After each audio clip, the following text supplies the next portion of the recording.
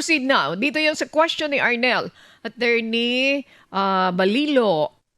Ito yung tanong niya. Yung lolo po namin ay legal na anak, may legal na anak ng kanyang sa kanyang mga magulang. Tama po ba? Kaso, hindi po nakapangalan sa kanya ang titulo ng lupa.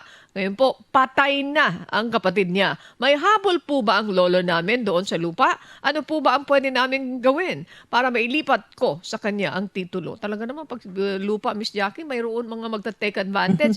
Ayan. Attorney Victoria, Marie Balilo, anong payo nating legal kay Mr. Arnel? Thank you Miss po. Annie, dahil po si Lolo hindi nakapangalan sa kanya yung titulo, ngayon 'di ba kapag ikaw naman po yung nagpo-possess, I mean ikaw yung nakatira doon sa lupa, nagbabayad po tayo ng amilyar dito, 'di ba? Tax declaration.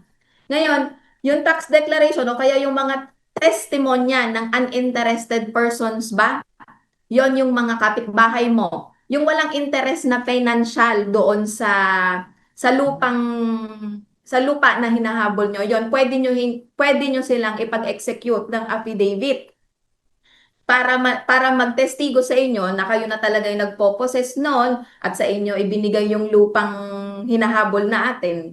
Yun po ang pwede nating magawa, Miss Annie.